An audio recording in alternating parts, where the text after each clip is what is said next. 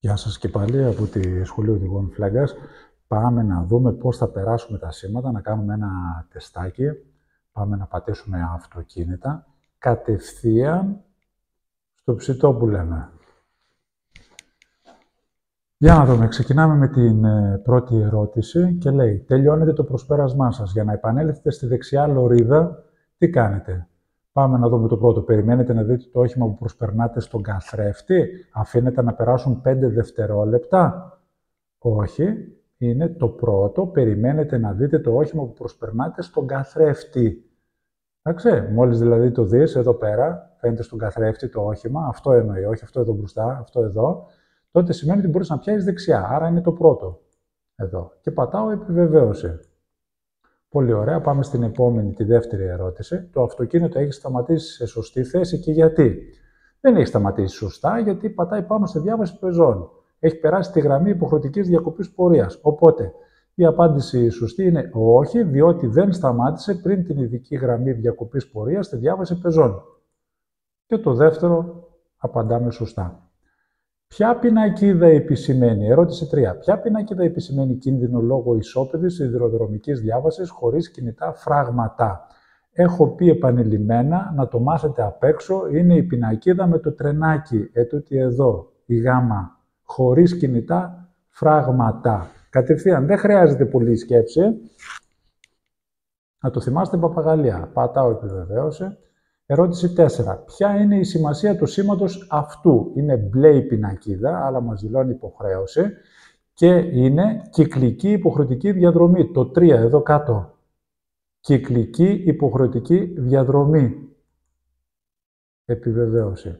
Πέμπτη ερώτηση. Ποια είναι η σημασία του σήματος αυτού? Στρόγγυλο κόκκινο είναι απαγόρευση ή περιορισμός, οπότε πάμε να βρούμε εδώ πέρα. Δεν είναι κίνδυνος, ούτε οδός αποκλειστικής κυκλοφορίας πεζών. Είναι το 2. Απαγορεύεται η είσοδος σε πεζούς. Πάμε ερώτηση 6. Τι σημαίνει αυτή η πινακίδα, ποια είναι η σημασία του σήματος αυτού? Και πάμε κατευθείαν το 1, υποχρεωτική, γιατί είναι μπλε πινακίδα στρογγυλή, υποχρεωτική κατεύθυνση πορείας με στροφή αριστερά. Μόλις πατάω, ανάβει επιβεβαίωση και πάμε στην επόμενη. Ερώτηση 7. Ποια οχήματα απαγορεύεται να εισέλθουν σε μία οδό με αυτή τη σήμανση? Τα οχήματα βάρους ανά άξονα που δεν υπερβαίνει τους 2 τόνους, τα οχήματα συνολικού βάρους που υπερβαίνει τους 5 τόνους ή τα οχήματα που έχουν απόβαρο που δεν υπερβαίνει τους 5 τόνους. Το 3 είναι το σωστό, εδώ που λέει συνολικού βάρους. Αν ήταν μόνο ανά άξονα θα μας έδειχνε και έναν άξονα εδώ πέρα με 2 ρόδες. Κάπως έτσι. Το 3 είναι το σωστό. Τα οχήματα συνολικού βάρους που υπερβαίνει τους 5 τόνους. Ερώτηση 8. Ποια είναι η σημασία του σήματος αυτού? Πάμε κατευθείαν, στη 2 είναι η απάντηση, διακλάδωση με κάθετη οδό αριστερά ή επί της οποίας, στην οποία αυτοί που κινούνται οφείλουν να παραχωρήσουν προτεραιότητα. Το 2 το σωστό. Επιβεβαίωση. Πάμε στην 9. Ποια είναι η σημασία του σήματος αυτού? Και πάμε εδώ πράσινη πινακίδα. Μας ενημερώνει ότι φτάνουμε σε ένα κόμβο στον αυτοκινητόδρομο. Αναγγελία προσεγγίσεως σε ανισόπεδο κόμβο αυτοκινητόδρομου. Το 2 είναι το σωστό. Οι πράσινες πινακίδες συνήθως όλες, εκτός από κανένα δυο, είναι μέσα στον αυτοκινητόδρομο. Ερώτηση 10. Ποια είναι η σημασία του σήματος αυτού? Θέση για κατασκηνώσεις και τροχόσπιτα. Το λέει και η φωτογραφία. Το 2 το σωστό. Πάμε στην 11. Ποια είναι η σημασία του σήματος αυτού? Παπαγαλία να τα θυμάστε. Λιμάνι. Κατευθείαν. Είναι το μεγάλο το καράβι. Ερώτηση 12. Όταν συναντάτε αυτή την πινακίδα, εδώ το τρίγωνο δηλαδή, το ανάποδο με την κορυφή προς τα κάτω, είναι το 2 είναι το σωστό. Οφείλετε να παραχωρήσετε την προτεραιότητα στα οχήματα που έρχονται από αριστερά και δεξιά. Το 2 το σωστό. Ποιο όχημα πρέπει να περάσει τελευταίο τη διασταύρωση? Ερώτηση 13. Να τα δούμε. Πρώτα περνάει το 2, μετά περνάει το 1 και τελευταίο το 3. Το 3 είναι το σωστό.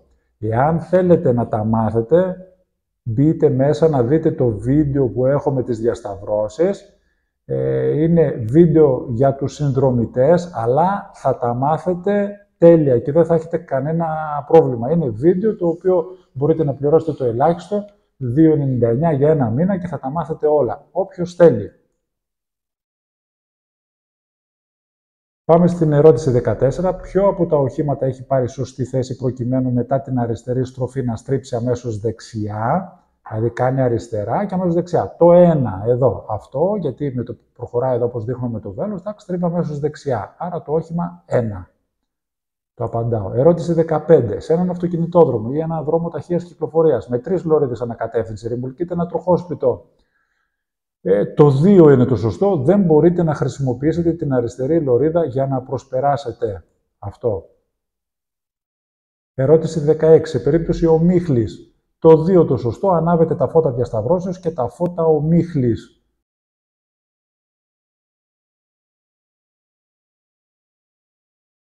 Όπου ο σηματοδότης της πορείας σας δείχνει κόκκινο φως κυκλικής μορφής, το οποίο αναβοσβήνει. Ποια υποχρέωση έχετε?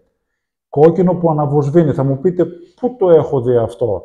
Είναι διπλό εναλλασσόμενο, έτσι λέγεται, στις σιδηροδρομικές διαβάσεις. Εκεί. Τι υποχρέωση έχετε? Να σταματήσετε, να κινητοποιήσετε το όχημά σας. Αυτό. Ερώτηση 18. Θέλετε να αφήσετε το όχημά σας σταθεροποιημένο σε έναν δρόμο. Μπορείτε να αφήσετε τον κινητήρα αναμένο και σε λειτουργία ώσπου να γυρίσετε? Και η απάντηση σωστή είναι σε καμία απολύτως περίπτωση. Το 2. Ερώτηση 19. Σε τι πρέπει να υπολογίζει ο οδηγός ενός οχήματος που ακολουθεί ένα βαρύ όχημα, το οποίο θέλει να στρίψει δεξιά σε έναν δρόμο? Ότι το βαρύ όχημα, το 1 είναι το σωστό, πριν στρίψει θα μετακινηθεί στο αριστερό μέρος του δρόμου. Θα ανοιχτεί που λέμε, όπως και τα λεωφορεία. Ανοίγονται λίγο για να τους πάρει, γιατί είναι μακρύ το όχημα. Ερώτηση 20. Τι πρέπει να κάνετε αν τη στιγμή που αρχίζετε να προσπερνάτε προπορευόμενο όχημα, αυτό αναπτύσσει μεγαλύτερη ταχύτητα? Το 1 είναι το σωστό κατευθείαν, να ελαττώσετε την ταχύτητα του οχήματός σας και να το επαναφέρετε πίσω από το προπορευόμενο. Δεν πατάω κι άλλο γκάζι να τρέξω να προλάβω, όπως κάνουν μερικοί. Άστο να φύγει, πάει στην ευχή της Παναγίας. Ερώτηση 21. Εάν είστε πολύ προσεκτικός, μηδενίζεται ο χρόνος αντιδράσεως? Όχι ρε παιδιά, δεν μηδενίζεται η αντίδραση. Πάντα υπάρχει χρόνος αντίδρασης. Όχι. Να προσέχετε και τι σας ρωτάει. Ερώτηση 22. Σε κατοικημένες περιοχές, κατά τη διάρκεια της νύχτας, ποια φώτα του οχήματός σας όταν αυτό κινείται πρέπει υποχρεωτικά να είναι αναμένα? Τα φώτα διασταυρώσεως. Πάντα τη νύχτα ανάβουν τα φώτα διασταυρώσεως. Είτε υπάρχουν φώτα στην πόλη, είτε δεν υπάρχουν. Σε ποια τμήματα της οδού δεν επιτρέπεται να εισέλθετε εξαιτίας κυκλοφοριακής συμφορήσεως και θα έπρεπε να περιμένετε? Ποιο είναι? Σε διασταυρώσεις δρόμων, σιδηροδρομικές διαβάσεις και διαβάσεις πεζών. Εντάξει, δεν πρέπει να μπω και να περιμένω εκεί μέσα, δεν πρέπει να κλείσω το δρόμο. Ερώτηση 24. Για να εγκαταλείψετε τον αυτοκινητόδρομο ή μια οδό ταχείας κυκλοφορίας, είναι το 2 το σωστό, πρέπει να μπει στη λωρίδα επιβραδύνσεως και στη συνέχεια να μειώσει ταχύτητα. Ερώτηση 25. Ποια είναι τα ελάχιστα φαρμακευτικά υλικά που πρέπει να υπάρχουν στο φαρμακείο του αυτοκινήτου? Το πιο μεγάλο είναι το σωστό, το 3, υνόπλευμα, ιώδη, βαμπάκι, γάζες, αποστηρωμένες, διάφορα επίδεσμοι, λευκοπλάστα. Έχουν αυτά τα φαρμακεία που είναι για το αυτοκίνητο, τα έχουν όλα στάνταρ μέσα. Το 3 είναι το σωστό.